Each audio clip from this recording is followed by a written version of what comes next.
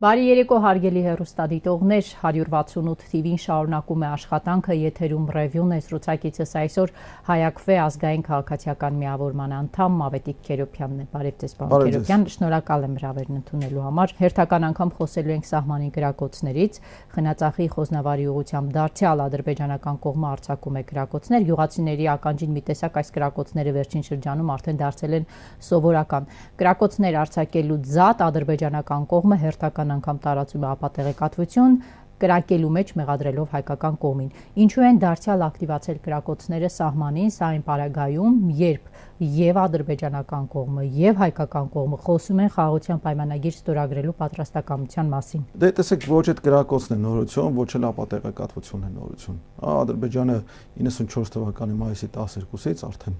այսօր 31 տարի է դրա լրանում, դրանից անմիջապես հետո կրակել է եւ ապատեղեկատվությունը տարածել է։ Մենք ի նկատի ունեմ Հայաստանի Հանրապետության եւ Հայաստանի Հանրապետության զինված ուժերը մինչեւ 2018 թվականը դրան պատասխանում ենք։ Այսինքն սահմանի սահմանամերձ բնակավայրերի կրակոցներին պատասխանում ենք։ Ինչ տեղի ունեցավ դրանից հետո տեղի ունեցավ այսպես նոր իշխանությունների գալը, այս կամ այն եղանակով կամ ձևով եւ մեր զինված ուժերը փոխանակ իրենց ուղիղ սահմանադրական պարտականությունը կատարեն, այն է ապահովեն Հայաստանի տարածքային ամբողջականությունը, սահմանների հանձնարարությունը, բնակիչների բնակչության անվտանգությունը եւ ապահովությունը, ինչ են անում այսօր ապօրինի հակասահմանադրական հրահանգներ են ստանում եւ դրանք կատարում։ Ինչ է նշանակում ապօրինի հակասահմանադրական հրահանգներ են ստանում։ Դե վարչապետի պաշտոն զբաղեցնող անձը ուղիղ եթերում պնդում է, որ ինքը զինված ուժերին հրահանգ է տվել չկրակել։ Մինչդեռ Հայաստանի Հանրապետության սահմանության համաձայն Հայաստանի Հանրապետության վարչապետի պաշտոն զբաղեցնող անձը իրավունք չունի զինված ուժերի առօրյա որևէ կերպ միջամտի բացառությամբ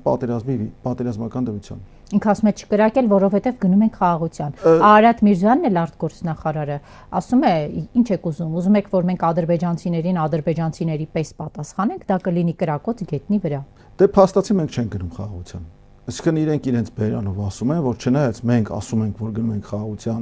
մենք մեր բերանով ասում ենք, որ ինչ որ խաղաղության համաձայնագիր ենք համաձայնեցրել 17 թեքանի կետից բաղկացած եւ այլն, բայց դա զուգորդվում է Ադրբեջանի կողմից ուժի սպառնալիքի կիրառմամբ, ուժի կիրառման սպառնալիքով, ավելի շուտ այսպես ասենք, ուղեկցվում է լրացուցիչ պահանջներով, որոնք էլի նոր չեն, ուղեկցվում է ոչ միայն Ադրբեջանի, այլ Թուրքիայի կողմից զուգահեռ եւ դրան համահունչ պահանջներով, որ մինչեւ այնտեղ Ադրբեջանի հետ հարաբերություններ չկարգավորենք, Թուրքիայի հետ հարաբերությունների կարգավորում չի լինի, բայց դրա հետ միասին ասենք մեր ժողովրդի աչքին թոզ են փչում այն իմաստով, որ մարգարեի անցակետ են վերականգնում, ինչ որ հայ-թուրքական հարաբերությունների կարգավորման ինչ որ հանձնաժողով կա մեր կողմից նշանակված ինչ որ ներկայացուցիչով եւ նրանց կողմից նշանակված ներկայացուցիչով, բայց գործընթացը իրականում ոչ միտեղ չի գնում, բացառությամբ ելի կրկնում հայկական կողմից, Հայաստանի Հանրապետության կողմից միակողմանի զիջումների։ Դուք ասում եք գործընթացը որևէ տեղ չի գնում, Արարատ Միրզոյանը օրերս ասաց, որ Ադրբեջանի հետ խոսակցություն կա, շոշափելի արդյունք առայժմ չկա, համբերությամբ զինվեք խորհուրդ է տալիս արտգործնախարարը։ Դա ուղիղ կերպով քաղաքական այսպես հայտարարություն է այն իմաստով, որ սպասեք մինչև ընտրությունները, մեզ թողեք մինչև ընտրությունները, մենք մեր իշխանությունը վայելենք։ Մեզից բան մի պահանջեք, մենք չենք կարող ձեզ որևէ բան ասել, բացի նրանից, ինչ որ արդեն ասեցինք։ Ընդ որում պետք է ասել, որ այդ խաղաղության համաձայնագիր կոչվածի երկու կետերից բացի, մնացած 15 կետերը մնում են գաղտնիքի փականի տակ, դրանց մասին ոչ մի բան չի ասվում, չի ասվում բացառությամբ, թե նույն Ադրբեջանի բարձրաստիճան պաշտոնյաները ինչ են մեկ-մեկ գցում մեր տեղեկատվական դաշտ, իբր թե այնտեղ կա հապառազմականացման, սպառազինությունների վերահսկման, կա, չգիտեմ, ռևանշիստական գործունեության սահմանափակման կամ արգելքի եւ այլն, ընդ որում այդ ամեն ինչը համեմվում է նրանով, որ նույնիսկ եթե այդ պայմանագրի էլի վարչապետի պաշտոն զբաղեցնող անձը անձամբ եւ ուղիղ կերպով մեջ են բերում իր խոսքերը, որ եթե այդ պայմանագրի ինչ որ դրույթներ հակասեն ներքին օրենսդրությանը, ապա դա չի կարող հիմք լինել այդ պայմանագիրի չկատարման։ Բայց միևնույն ժամանակ համաձայնում է հայկական կողմը փոխել Հայաստանի սահմանադրությունը։ Դե պետք է արդեն հասկանանք, որ դա հայկական կողմ չէ։ Մենք խոսում ենք ադրբեջանական շարունակական պահանջների մասին, որոնք չեն փոխվում։ Ադրբեջանը Հայաստանից պահանջում է սահմանադրության փոփոխություն, պահանջում է Սյունիքով միջանցք, ասում է 300,000 ադրբեջանցի պետք է գա Հայաստանում բնակվի։ Եվ այս բոլոր պահանջների ֆոնին տեսնում ենք Նիկոլ Փաշինյանին, նրա ԿՊԱ-ական падգամավորներին եւ Փաշինյանի կնոջը պարբերական այցերով Սյունիքի մարզ։ Հերթական այց այս շաբաթ էր գնում են այնտեղ սյունեցիներին կրթելու։ Մենք իշխանության սևեռվածությունը Սյունիքի վրա եւ ադրբեջանական պահանջները կարող են կապել թե ոչ։ Ես ուղիղ կապ չէի հաստատի եւ ուղիղ կապ չեմ տեսնում այդ ամեն ինչի միջեւ, բայց ուղիղ կապ եմ տեսնում մեր դիմակայունությանը եւ դիմադրողականությանը, այսպես կոչված երկրորդական օրակարգերով մաշեցնելու եւ ադրբեջանական պահանջների մեջ։ Ադրբեջանը հստակ շահագրգռված է, որպեսզի հայ ժողովուրդը, Հայաստանի բնակչությունը, հայ ազգը դիմադրողականություն եւ դիմակայություն չունենա։ Այն ինչ անում է այսօրվա իշխանությունը, ինչ անում է այսօրվա վարչախումբը, ուղիղ կերպով հարվածում է մեր դիմակայությանը եւ դիմադրողականությանը։ Ուղիղ կերպով ասում են, որ դու ժողովուրդ անելու բան չունես, մենք քո տեղը ամեն ինչ խոսում ենք, մենք քո փոխարեն ամեն ինչ բանակցում ենք, մենք ավելի լավ գիտենք, թե քեզ ինչ է պետք։ Դուք ասում եք, այս իշխանությունը հարվածում է իր քայլերով մեր դիմադրողականության, այս իշխանության ներկայացուցիչները այստեղ լինեն, ձեզ կասեն, եթե հայ ժողովրդի դիմադրողականությանը մենք հարվածում ենք, ինչու ենք 2025 թվականի բյուջեով ամենաշատ գումարը հատկացնում պաշտպանական ծախսերին։ Դե պետք է նաև հասկանանք, թե ինչպես են իրենք կատարում այդ ծախսերը եւ ինչի վրա են ծախսում։ Եթե բացենք կառավարության նիստերի օրակարգը, այդ թվում, եթե ուշադիր զննենք պաշտպանության նախարարության վերած կառավարության որոշումների նախագիծը, որով բյուջեի վերաբաշխումներ են կատարվում, կտեսնենք, որ այն ինչ որ դեկտեմբերին հաստատել են բյուջեի մասին օրենքով, շարունակաբար համարյա երևի ամեն շաբաթ, ես ուշադիր հետևում եմ այդ կառավարության նիստերի օրակարգի եւ ընդունող որոշումներին, ամեն շաբաթ բյուջեի փոփոխություններ են իրականացնում։ Ամեն շաբաթվա ռեժիմով պաշտպանության, չգիտեմ, ազգային անվտանգության, ներքին գործերի այսպես լիազոր մարմինները բերում են բյուջեի փոփոխություններ։ Դա նշանակում է մի բան, որ մեզ դեկտեմբեր ամսին կամ նոյեմբեր ամսին խաբել են ասելով, որ մենք սրա վրա փող ենք ծախսում, իրականում փողը ծախսում են այսպես համապատրաստից փոփոխություններով ու չի կարելի ասել, որ հանկարծ ինչ որ կտրուկ, ինչ որ կրիտիկական փոփոխություններ տեղի ունեցան մեր արտաքին միջավայրում կամ պաշտպանական միջավայրում, որ պետք է ամիսը 1 կամ ամիսը 4 անգամ այս ծախսերի բյուջեում փոփոխություն իրականացնել։ Ազգային ժողովի ԿՊԱ-ական падգամավոր Անդրանիկ Քոչարյանը հանրային հեռուստաընկերության եթերում հպարտությամբ նշում էր, որ հազարավոր միջոցառումներ են արվել բանակի վիճակը լավացնելու ուղղությամբ, հազարավոր, ինքը խոսում էր ամրաշինական հսկայական ծավալի աշխատանքներ անելու մասին։ Հիմա այդ նրա ասածը, այս բյուջեների փոփոխությունը, մենք որ համադրենք իրար հետ, ինչ կստանանք։ Այդ բյուջեները, որ բերում են, փոխում են, անընդհատ պաշտպանության նախարարությունը մի տեղից ծախս է կրճատում, տանում է մի տեղ։ Այդ գումարների ինչի վրա են ուղղվում, աշխատավարձերի բարձրացման, թե բանակի մյուս կարիքների, ավելի կարևոր կարիքների լուծման համար։ Դե տեսեք, այն ինչ որ շինում են սահմաններին, ամրաշինական կառույցներ, դա փաստ է։ Բայց փաստ է նաև այն, որ բանակի մարտական ոգին, որը եւ բանակի պատրաստվածությունը ոչ մի կերպ այս իշխանությունը չի բարձրացնում։ Բանակի մարտական ոգին անընդհատ նսեմացվում է այն հայտարարությունները, որ ռազմական խնդիր բանակի առջև չի դրված, այդ թվում նաև Ադրբեջանի կողմից ռազմակալված տարածքները վերադարձնելու ուղղությամբ, իսկ բանակը ինչ պետք է անի։ Եթե բանակը կռվելու հրաման չունի, եթե բանակը ռազմական խնդիր չունի իր առջև դրված, էլ ինչ է այդ բանակի գործը։ Մյուս կողմից նայում ենք, տեսնում ենք, թե այդ բանակի պատրաստությունը ինչով են չափում են այսպես դասարանային քննություններով, ֆիզիկական կամ կրակային պատրաստության կամ շարային պատրաստության, որ ամենավատ բանն է, մեր բանակի մեջքը քանդողը, մեր բանակի այսպես հենասյունը քանդողը, դա այդ այսպես կոչված շարային պատրաստությունն է, որը մեր պայմաններում որևէ կերպ կրկնում եմ, որևէ կերպ ոչ կարգապահության, ոչ մարտական պատրաստության, ոչ որևէ այլ տեսակի պատրաստության վրա որևէ դրական ազդեցություն չունի։ Այսինքն 30 տարի սխալ են արել, որ այդ շարային պատրաստությունը միշտ եղել է բանակում։ Իհարկե։ Բայց պետք է անեին։ Շարայինը հանեն տեղը ինչ դնեն։ Ասֆալտից մեր զինվորին պետք է հանել հողի վրա։ մեր զինվորը ասֆալտի վրա քայլելու, առավել եւս ասֆալտի վրա 1 կիլոմետր վազելով ֆիզիկական պատրաստության քննություն հանձնելու, ընդհանրապես ոչ կարիք ունի, ոչ այդպիսի պայման իրավիճակ կարող է առաջանալ, որ ասֆալտի վրա 1 կիլոմետր վազեն։ Դրա փոխարեն կրկնել եմ ելի մի քանի անգամ, տվեք այդ մարդկանց իրենց ստորաբաժանումը թող գիշերային երթեր անեն։ Տվեք այդ մարդկանց իրենց ստորաբաժանումը թող առաջի երկրորդ գծերի միջև տեղաշարժեր անեն, ծածուկ, փոքր խմբերով, միայնակ, անհատական։ Մենք անընդհատ Այսինքն դուք ավելի շատ շարժողական, արագ շարժվող բանակ եք ուզում։ Իրական, այո, մոբիլ, իրական պայմաններին իր տարածքին, իր իրավիճակին տիրապետող, իր այսպես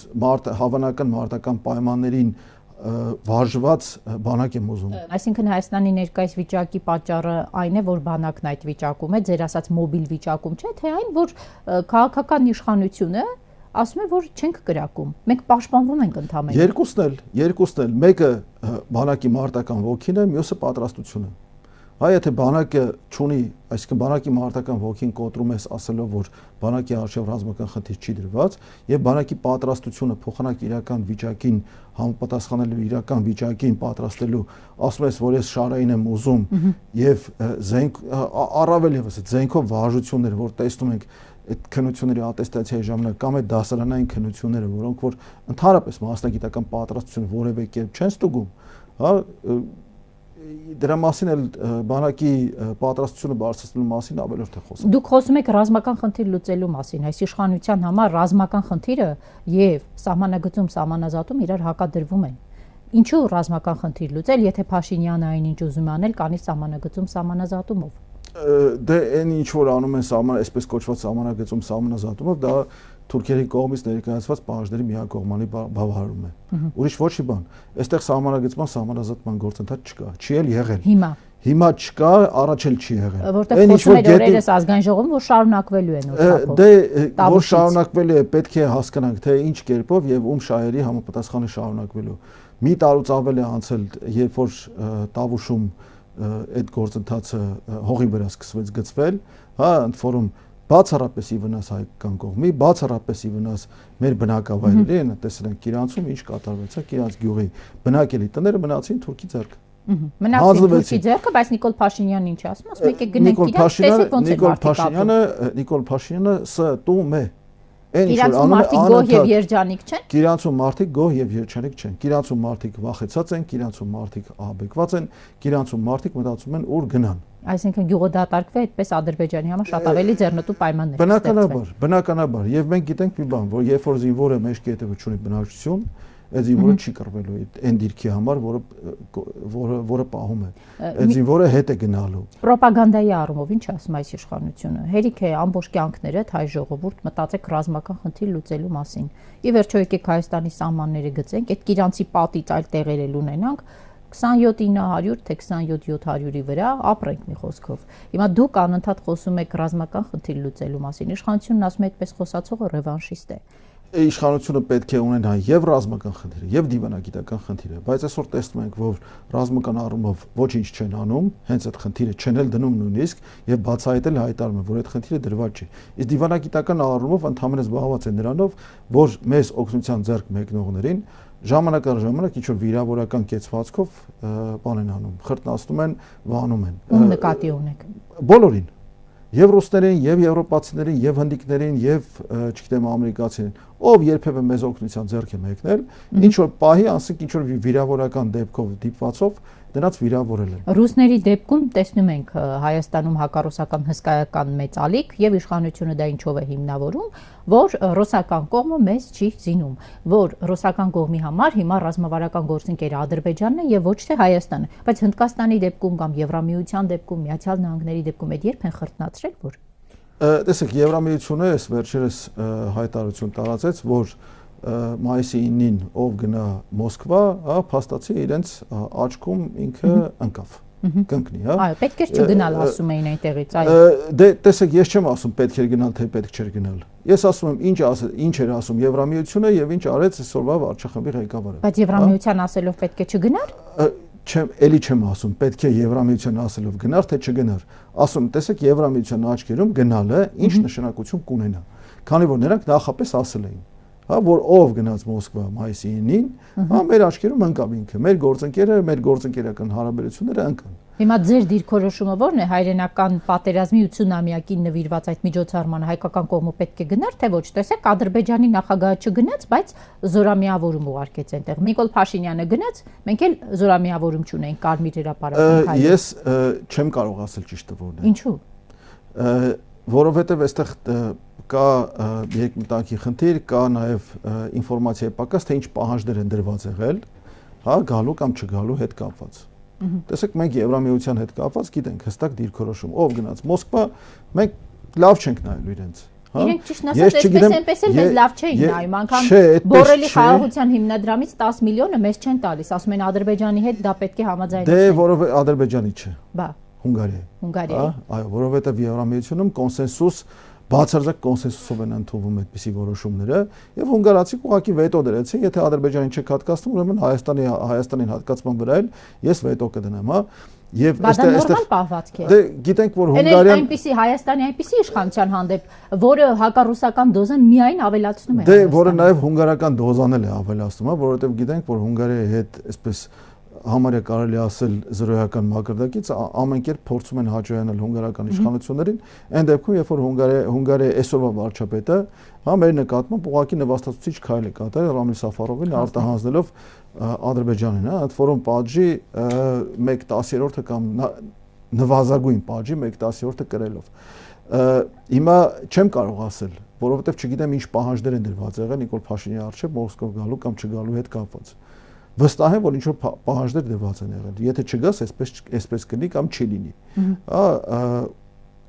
Եվ չգիտեմ էլ ինչ պահանջներ են դրված եղել զորախումբ ուղարկել կամ չուղարկելու հետ կապված։ Հնարավոր է, որ որոշ պահանջներ դրված լինեն։ Բայց ես օրինակ չէի ուզենա։ Պահանջներ նկատի ունեք Ադրբեջանի կողմից դրված, որ օրինակ հայկական զորամիավորում չպետք է կամ ռուսների կողմից, հա, կամ էլ ռուսների կողմից, որ հայկական զորամիավորում չպետք է լինի, որ հայ զինվորը չպետք է հաղթական կեցվածքով քայլի Կարմիր հրապարակով։ Կարող է հնարավոր է, չեմ բացառում, որ այդպիսի պահանջ դրված լինի։ Բայց եթե պետք է լիներ հաղթանակի զորահանդես եւ մայիսի 9 հաղթանակի զորահանդեսը եւ էլի այս նույն իշխանությունները 5 տարի առաջ եւ զորախումբը ուղարկեցին եւ պաշտպանության նախարարը գնաց եւ ոտքի կանգնեցին, երբ որ մեր զորախումբը անցնում էր հաղթական քայլով անցնում էր Կարմիր հրապարակով, ապա չեմ կարծում, որ մենք այսօր ինչ որ այլ կերպ պետք է դրան վերաբերվենք, եթե կրկնում եմ, պահանջներ չկան դրած։ Ես այդ պահանջների մասին կարող եմ ենթադրություններ կատարել, բայց չգիտեմ վստահ։ Լավ, պարոն Քերոբյան, այս իշխանությունը Հայաստանի հետ ինչ է անում։ Մենք տեսնում ենք, որ իրենց կոստացած խաղաղության պայմանագիրը չկա։ Ավելին տեսնում ենք, որ ոչ սահմանագծում սահմանազատումն է տեղից շարժվում իրենց ասած, ոչ խաղաղության պայմանագրի ուղղությամբ է որևէ բանակցային գործընթաց հիմա գնում։ Տեսնում ենք, որ չկա նաև այս հարցում միջնորդ։ Սրանք բոլորը փակուղիներ են, որի մեջ այս իշխանությունը, թե ինչ։ Տեսեք, այսօրվա իշխանությունը այն ինչ որ հմտությամբ կատարում է, դա ժողովրդի պառակտումն է։ Հա, առաջին հերթին ժողովրդի պառակտումն է, առաջին հերթին այն ամենը, ինչ որ հարվածում է մեր համախմբանը եւ ցանկացած համախմբան գործընթաց, լինի դա հայաքվե, եվրաքվե, չգիտեմ, որևէ արցախցիների իրավունքների հետ կապված պահանջատիրություն, այս իշխանությունը ուղիղ կերպով եւ անընդհատ հարվածում է այդ ցանկացած համախմբան գործընթացին, որովհետեւ համախմբված ժողովուրդը այս իշխանության եւ ոչ միայն այս իշխանության պետք է ընդդեք, որ նախորդ բոլոր իշխանությունների համար համախմբված ժողովուրդը վտանգ է սպառնում։ Իրենց իշխանությունը, իրենց իշխանության թերացումները, այսպես համախմբված ժողովուրդը կարող էր պահանջել եւ իշխանափոխություն իրականացնել։ Բայց մենք դրա հետ միասին նաեւ տեսնում ենք, որ այսօրվա իշխանությունը ուղիղ կերպով այսպես ոչնչացնում է հայկական պետականությունը։ Ոչնչացնում է հասկանում, դա ինչ կերպ է։ Տեսեք, անընդհատ նսեմացնում են, անընդհատ այսպես հարվածում են, թիրախավորում են պետական եւ ազգային ինստիտուտները։ Լինի դա բանակը, լինի դա դատախազություն, լինի դա իրավապահ համակարգը, անդադ պահանջ դնելով ինչ-որ ապօրինի գործողությունների, գիտենք նաեւ, ասենք, որ այսօր ընկերներից մեկը, որ 5 իրավապաշտպանների նախաձեռնության անդամ է, մեջ էր բերում իրենց կողմից մի քանի շաբաթ առաջ գլխավոր դատախազի ներկայացված միջնորդությունը, որպեսզի ինչ էր տղայան Սամվել Վարդանյան, որը խոշտանգման հայտնի փաստով, հա, երբ որ անձը պարզված ոստիկաններ կան, որոնք որ ուղիղ կերպով հանցագործություն են գործել, ասենք ձերբակալվածների պահպանման վայր տեղափոխվող, այսպես մեղադրել են կամ կալանավորվածին միայնակ թողնելով եւ որի նկատմամբ անձը նվաստացնող, այսպես խոշտանգումներ եւ գործողություններ են իրականացվել, այդ ոստիկանների նկատմամբ մինչև այսօրը 1 տարի անցել քրեական հետապնդում չկա ներկա։ Քննչական կոմիտեի ղեկավարը այսօր լսում էի, ասաց հիմք չկա։ Դե քննչական կոմիտեի ղեկավարն էլ տեսեք, էլի պատվերը ստացել է սուտ խոսելու եւ այս էլ քննչական կոմիտեն ինքը իր վրա վերցրել է, այսպես նվաստացուցիչ գործելակերպ, ինչպես իր վրա վերցրել է դատախազությունը, որին ուղիղ կերպով ազգային ժողովի падգամավոր, ազգային ժողովում Թագուհի Թովմասյանը հարց ուղղեց Սամվել Վարդանյանի հետ կապված եւ այդ հարցը պատասխան արձագանք չստացավ։ Իսկ մենք ինչ ենք տեսնում։ Մենք տեսնում ենք, որ այն մարդիկ, ովքեր կոչված են Հայաստանում իրավական համակարգը եւ ոչ միայն իրավական, հա էլի կրկնում եմ, նույն բանակը, որի գլխավոր շտաբպետը ասում է, որ մենք ռազմական խնդիր չունենք, նույն պաշտպանության նախարարը, որին հարց է սողում 2 տարի առաջ պատասխանած նույնաբովանդակ նամակով, հա, ընդ որում էլի կարծեմ ձեր լրատվամիջոցներ հարցը ուղղել, հարցին հետ են պատասխանում, որ դա պետական գաղտնիք է իրենից ներկայացնում կամ ծառայական գաղտնիք է ներկայացնում եւ հրաժարվում են պատասխանել։ Այն ինչ որ օրենքով իրենք պարտավոր են։ Հա, այսինքն օրենքը պարտավորում է պետական լիազոր մարմիններին իրենց ուղղված հարցադրումներին 5 աշխատանքային օրվա ընթացքում, իսկ որոշներին, ասենք 30 օրվա ընթացքում պատասխանել, իրենք ուղղակի հրաժարվում են։ Այս մարդիկ իրենց ուղղակի ուղիղ լիազորությունից, ուղիղ պարտականությունից հրաժարվել են։ Եվ դա է հենց որ բերում է հայկական պետականության այսպես նսեմացման, նվազեցման, պետական իշխանության ինստիտուտների հասարակության աչքում վստահության կորստի, որը շատ դժվար լինելու վերականգնել հաջորդ իշխանությունների համար։ Դուք խոսում եք այն մասին, որ այս իշխանությունը հայկական պետականությունը տանում է ըստ էության կործանման, առաջին հերթին կործանելով դրա հիմքում կանգնածությունները։ Այդ միայն ես չեմ խոսում։ Բա ո՞րն է պատճառը, որ ժողովրդական ալիքը չի քշում այս իշխանությանը։ Դե պետք է ընդունենք մի բան, հա, որ մենք քաղաքական ազգ չենք։ Հա, չնայած ունենք 130-ից ավել գրանցված կուսակցություն, բայց մենք որպես այդպեսի քաղաքական ազգ չենք, որովհետև չենք կարողացել եւ չունենք այսպես ազգային գաղափարը։ Չենք կարողացել ձևակերպել։ Մենք չունենք ազգային գաղափար, մենք 30 տարի չենք ունեցել ազգային գաղափար։ Կարող եք Հայաստանի պետական նշանաբանը ասել։ Արցախ, հայոց ցեղասպանություն, անկախ Հայաստան։ Ոչ մի կերպ։ Մեկ ազգ, մեկ մշակույթ, ոչինչ չասող մի բան, հա, եւ ես համոզված եմ, որ Հայաստանի բնակչության 99%-ը չի կարող այդ հարցին պատասխանել։ Բայց կար նաև մյուսը Հայաստան, Արցախ, Սփյուռք գերամիացնությունը, դա էլ արժեք էր։ Երբեք չդարձավ պետական քաղաքականություն։ Երբեք մենք չունեցանք հայրենադարձության նախարարություն։ Ունենք Սփյուռքի նախարարություն, որը հայրենադարձության, Հայաստանի պետականության ուժեղացման, հայ ժողովրդի, հայ ազգի այս հավաքական ներուժի համախմբման գործառույթ չուներ։ Մենք երբեք չենք ունեցել։ Բայց մենք ունեինք շատ ակտիվ Հայաստան, Արցախ, Սփյուռք կապ մինչև 2018 թվականը։ Տեսեք, էլի ես դրան էլ կհակադարձեմ, հա։ Մենք չունենք այսպես հստակ օրենսդրորեն սահմանված Արցախի տարածքում հայկական պետականության, պետական ինստիտուտների գործունեության սկզբունք։ Մենք միշտ պետական վարկ էինք տալիս Արցախին, որովհետև Արցախ այն ժամանակ Հայաստանի մաս չէր, ինչպես կարող էինք ունենալ։ Դա նշանակում է Հայաստանը պետք է ճանաչեր Արցախը։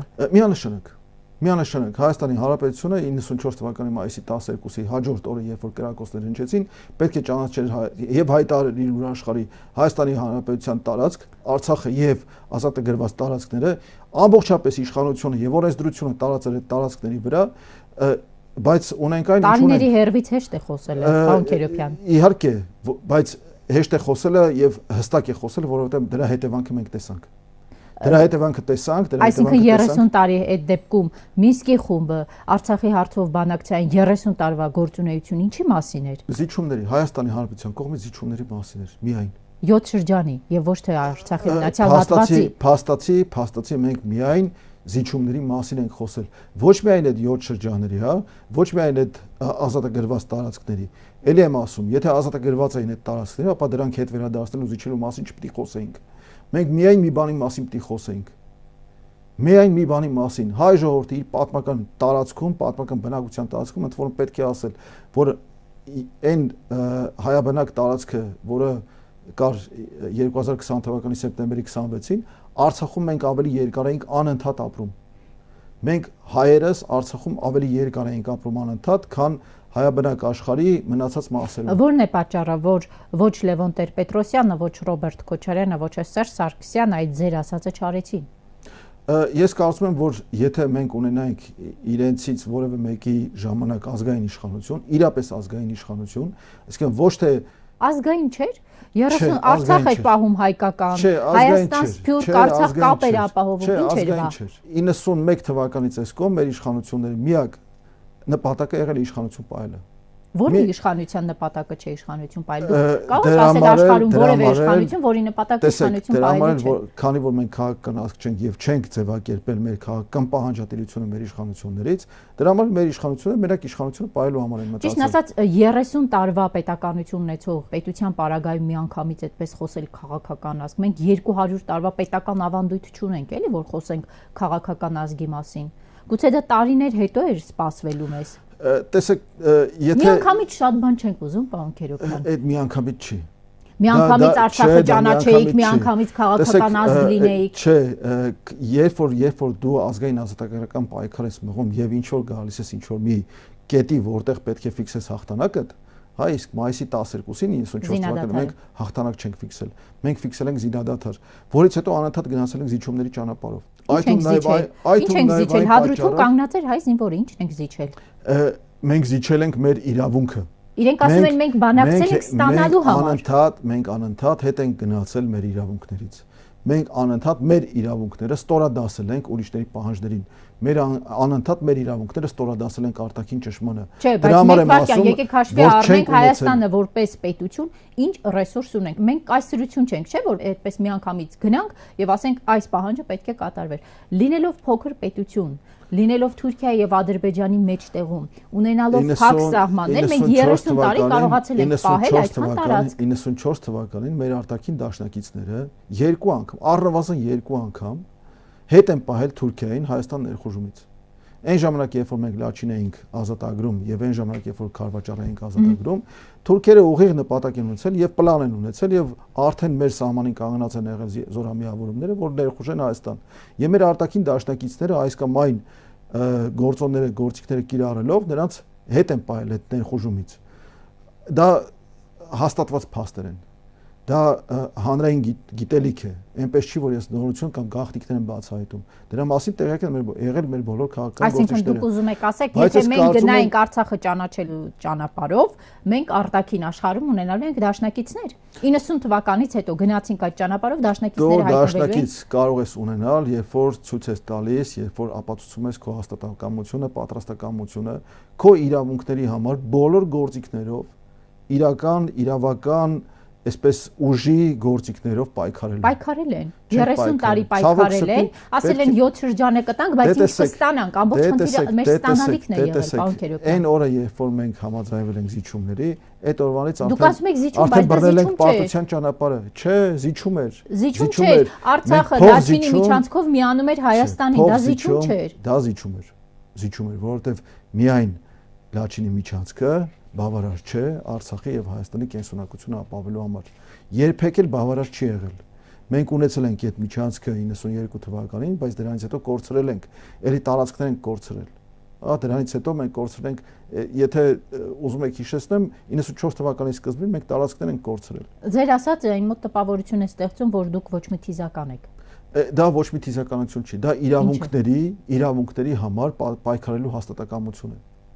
Մենք ցույց չենք տվել որպես ազգ։ Երբ ասում եք իրավունքի համար պատրաստակամություն, նշանակում է մենք պետք է ընդունենք Աղդամը մեր հայրենիքն է, գնանք հայրենիքի իրավունքի համար պայքարենք, բայց Աղդամը մեր հայրենիքը չէր։ Ո՞վ ասաց։ Ազատագրված տարածք էր, որը հետո պետք է փոխանակվեր, որպեսզի Արցախի մնացյալ հատվածը միանար Հայաստանին։ Դե ես եթե կարողանանք Արցախի քարտեզը ցույց տանք առանց Ակնայի շրջանի, առանց Աղդամի շրջանի, դա կենսունակ տարածք չէր։ Կենսունակ տարածք չէր լինելու դա, որովհետև Մարտունու եւ Հադրութի շրջանները, հա,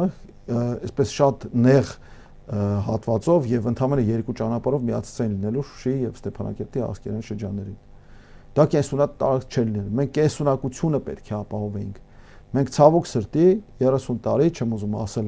տարիներ չեմ ուզում շեշտել, բայց կենսունակություն, իրական կենսունակություն հայկական պետականության չենք կարողացել ապահովել։ Եվ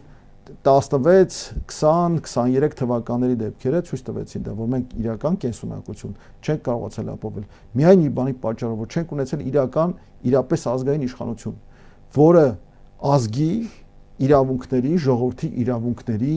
իրականացումը, այդ իրավունքների ապահովումն է իրականացրել։ Պատկերացրեք, գալիս է ազգային իշխանություն, ձեր պատկերացրած ազգային իշխանությունը, ինչ պետք է անի։ Առաջինը, որ պետք է անի, դա ազգային համախմբումն է։ Ազգային համախմբման օրակարգ պետք է լինի այն ձևավորվի այն հստակ համախմբման օրակարգը, ցավոք սրտի այդ ոչ մի իշխանություն համախմբման օրակարգ երբևէ չի ունեցել։ Ոչ մի իշխանություն շահագրգռված չի եղել իրապես ուժեղ պահանջատեր ժողովուրդ, պահանջատեր ազգ ունենալու։ Հա մենք պետք է այն հաջորդ իշխանություններից, ազգային իշխանությունից պահանջենք։ Պահանջատիրությունը պետք է լինի ազգային համախմբման օրակարգը, պետք է լինի այն համախմբման գաղափարը, ես մի անգամ սահմանեմ, դա հայրենիքի պաշտպանության գաղափարն է, հա, որը կուսակցական, չգիտեմ, գաղափարական, կրոնական տարաձայնությունը դնում են մի կողմ։ Մենք պետք է կենտրոնանանք մեր ընդհանրության, մեր ընդհանուր կարիքի, մեր ընդհանուր սպառնալիքների, մեր ընդհանուր մարտահրավերի շուրջ։ Ընդհանուր կարիքի մեջ տեղավորվելու է Արցախը։ Հաջորդ եկող ազգային իշխանությունը Արցախի հետ կապված ժողովրդին ինչ պետք է ասի։ Չի կարող իշխանությունը կոչվել ազգային, եթե Արցախի հարցը այդ իշխանությունների օրակարգում չի։ Ինչ է նշանակում Արցախի հարցը իշխանության օրակարգում չէ։ Արցախի հարց, երբ դուք ասում եք հիմա, դուք պատկերացնում եք արցախցիների Արցախ վերադարձ, Արցախի վերաբերյալ որևէ կարգավիճակ։ Ինչ ենք պատկերացնում մենք։ Ես հիմա դժվարանում եմ դա ասել։ Բա ամբողջ խնդիրը հենց դա է։ Ասեմ ինչի, հա, որովհետև գործիքները, որոնք որ դա դրանցով պետք է իրականացվի, այսօր ձեռքներիցս խլել են։ Հա մենք չունենք այսօր այդ գործիքները ձեռքերումս։ Հաջորդ իշխանությունը պետք է ձևավորի այդ գործիքները։ Պետք է ձևավորի մեր իրական իրավունքների պահանջատիրության գործիքները։ Մենք տեսեք նույն Հայակվեի մեր տնտեսական խումբը այս վերջերս հետազոտություն է կատարել եւ մեր վարչության անդամներից մեկը անդադ դրա մասին խոսում է, թե մենք ինչ ֆինանսական պահանջներ իրավական կերպով հաստատված ինչ ֆինանսական պահանջներ ունենք Թուրքիայի Հանրապետությունից։ Եվ Թուրքիան դրանից վախենում են։ Թուրքերը իրենց մամուլում, այսպես մեր իշխանական մամուլում անդրադարձել են դրան, այսպես վախով եւ խոճապով։ Թուրքերն ասում են գնացեք ձեր պահանջները եւս 100 տարի ներկայացրեք, չեն վճարում։ Տեսեք, եթե պահանջից հրաժարվում ես, հա քո դիրքը թույլատնում ես։ Պահանջատիրությունը ուժեղացնում է քո դիրքերը։ Իսկ եթե դու պահանջդ պահում ես այսպես իրավական դաշտում, պահանջդ պահում ես վառ, պահանջդ պահում ես թարմ, եւ թարմացնում ես այսօրվա, ասենք գնաճի կուրսերով թարմացնում ես թե քանի միլիարդ եվրո կամ դոլար պետք է իրենք վճարեն իրավական ուժ ունեցող ակտերով, հա, այդ ժամանակ դու նաև մտածում ես գործիքների մասին։ Այսինքն դուք նույն պահանջատիրությունն եք ունենալու նաև Արցախի հարցում Ադրբեջանի հետ։ Միանշանակ, ես արդեն ասացի, ազգային իշխանությունը պետք է Արցախի հարցում ունենա իր պահանջատիրական օրակարգ։ Չի կարող լինի ազգային իշխանություն, չի կարող իշխանություն կոչվի ազգային, եթե չունի Արցախի պահանջատիրություն։ Եվ մի ներքաղաքական հարցի ել կուզեմ անդրադառնալ պարոն Քերոբյան իմպիչմենտին, ինչ կերպ եք վերաբերում, գիտեք, հանրային երկու գործիչ ընդդիմադիր падգամավորներին առաջարկում են խորհրդարանում սկսել նման նախաձեռնություն։ Դե ընդդիմադիր падգամավորները դրան անդրադարձել են, բայց ընդդիմադիր падգամավորները, օրինակ պատիվ ունեմ դաշինքը, հա, 6 падգամավորի ստորագրությամբ հայտարարություն տարածեց, օրեր 7-րդը, ես չհասկացա, հա, ինչի օրինակ պատիվ ունեմ դաշինքը չի ձեռնարկել մինչև հիմա 4 տարի անցել իրենց ճամբարից փախած Իշխան Զաքարյանի մանդատը իրենց վերադարձնելու հարցում։ Հա ուր են այդ անցած 4 տարիները։ Իսկ Հայաստան խմբակցության հայտարարությունը ձեզ ինչ ասաց։ Էլի տեսեք անատամ հայտարարություններ են։ Իդեպ այնտեղ բոլոր падգամավորների ստորագրությունները չտեսանք, ընդհանրական մեկ հայտարարություն է Հայաստանի բարեկայ։ Տեսեք ոնց է, ես չեմ համարում, որ կարող է գնալ ինչ-որ մի քաղաքական ուժ ընտրությունների եւ չունենա ոչ միայն ասենք վարչապետի տեխնացու, այլ նաև կառավարության ստվերային կազմ։ Հիմա ես օրինակ վստահ եմ, որ հարցնես նույն Հայաստան դաշինքին, հարցնես նույն պատիվ ունեմ դաշինքին, արդյոք ունեք ստվերային կառավարության կազմ, արդյոք ունեք կառավարության այլընտրանքային ծրագիր, ես կտեսնեմ զարմացած դեմքեր։ Ինչի մասին ես խոսում, մենք ընդդիմություն ենք։ Բայց մատնացույց կանեմ տևական ժամանակ, ասենք ավանդական ընդդիմության, ասենք մշակույթ ունեցող Մեծ Բրիտանիային, հա, Անգլիային, այսպես ասենք, հա, որովհետև Անգլիա, Ուելս, Շոտլանդիա եւ այլն դրանք տարբեր երկրներ են, հա, միացյալ թագավորության մեջ են, բայց տարբեր երկրներ են։ Անգլիայի պարլամենտում միշտ կա այսպես նոմինալ անդիմություն, հա, որը ունի ստվերային կազմ, ընդ որում այդ ստվերային կառավարության այսպես քարտուղարները կամ մինիստրները հայտնի են։ Ուր է մեր ստվերային կառավարությունը։ Ստվերային կառավարությունը այսինքն կարծում եմ ազգային ժողովի ամենամեծ ընդդիմադիր խմբակցության կողմից, ասենք, այսպես ստվերային կառավարության անունից ներկայացող կրթության նախարարը, գիտության նախարարը, որովհետև ԿԳՄՍ նախարար չպետք է լինի, հա, որովհետև ԿԳՄՍ-ն այս քաղաքացիական պայմանագրի հորինածն է։ Չպետք է լինի բարձր տեխնոլոգիական արդյունաբերության նախարար օպոնենտ, պետք է լինի ռազմարտությունաբերության նախարար օպոնենտ, հա։ Եվ այլն, ուր են դրանք։ Կամ ինչի ենք մենք ասենք ազգային ժողովում տեսնում հաճույքով ծեծուտող խմբագիր ընդդիմադիր падգամավորների։ Ինչի ենք մանդատները վայր չեն դնում։ Այս ապօրինությունը ոնց են Ինչ է տալու մանդատը դները։ Մանդատները դրեցին դուրս եկան եւ տեսեք մանդատ դնելը առնվազն սահմանադրական ճգնաժամ է ստեղծել։ Բայց դա չի ստիպի Փաշինյանին, որպեսզի գնա նոր ընտրությունների։ Թող չստիպի, բայց թող արտաքին աշխարհի աչքերում լինի խորհրդարանական առնվազն խորհրդարանական ճգնաժամ։ Առնվազն բոլոր որոշումները այդ օրվանից ընդունված բոլոր օրենքները հաջորդ իշխանությունը կարող է հանգիստ կերպով հայտարարել ապօրինի հետ կանչել այդ օրենքները որպես ապօրինի եւ թերի խորհրդարանի թերի կառավարության կազմով ընդունված։ Ես կարծում եմ, որ այսօրվա վարչախումբը իրավունք չունի շարունակել զբաղեցնելու Հայաստանի Հանրապետության կառավարության կամ այլ պաշտոններ։ Իրավունք չունեն։ Շնորհակալություն։ Արգելի հեռուստադիտողներ, հիշեցնեմ զրուցակիցս այսօր Ավետիք Քերոբյանն էր, այսքանը ցտեսություն։